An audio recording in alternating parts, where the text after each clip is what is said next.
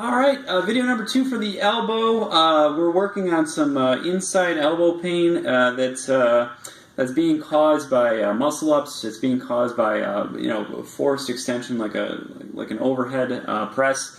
So we're trying to create enough mobility and distraction, as well as working on the soft tissue to help to try to alleviate that.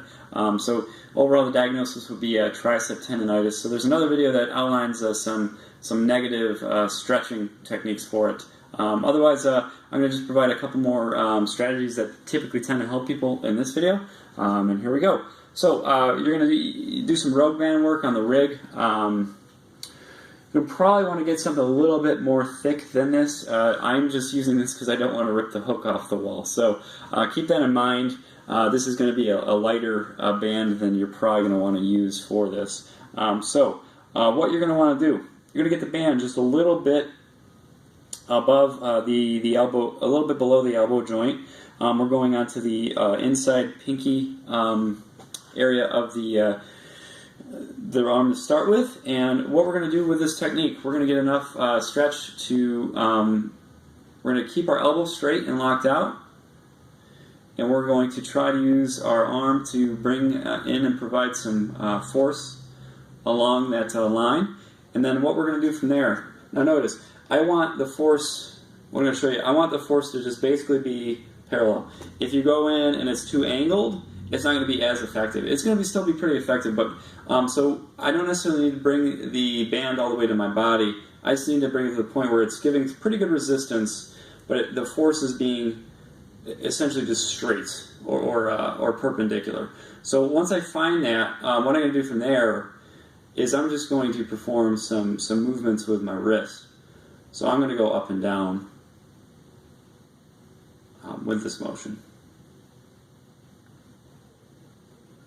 Okay? And if you do need to rest, you can go back out, let it relax, and then come back in. But I tend to just, if you can handle it, just try to remain and maintain that tension as long as possible. So you can take a break, and I would recommend it after about 10 to 15 reps. So maintain that tension, maintain that pressure, and just try to knock out about 10-15 reps with this before you take a break, and then perform it a second time.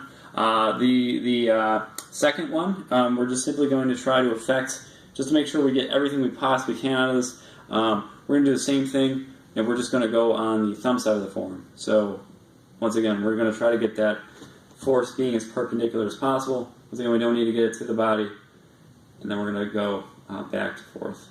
So one of these is going to be probably lighten you up in that area. If it's not, that's okay. We're still getting, we're still affecting the area as needed. Okay.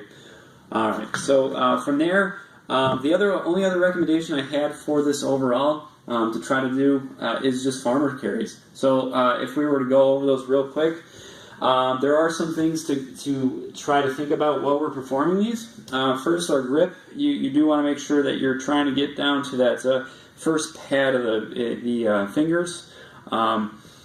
From there, you're going to want to try to make your body as taut essentially as possible while you provide that walking motion. So I prefer for you to try to just do a one-sided farmer's carry. Rep scheme, as a warm-up, you could just do 3 rounds of 20 meters. Should be pretty good. So nice, slow, and controlled walks.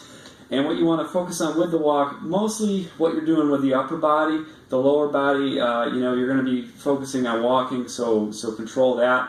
But with a farmer's carry, you want to try to tense through the core, provide some bracing. You do want to try to square the shoulders up, so get those shoulder blades back slightly, and then allow your head to settle into an ideal, essentially a straight body position. You should feel a lot of work being done in 2 areas mostly, the stomach, the core, and then into the forearm here. So then simply you're just going to walk. So try to do 20 meters if you can, 2 to 3 rounds prior to working out. If you have any questions, feel free to email or call.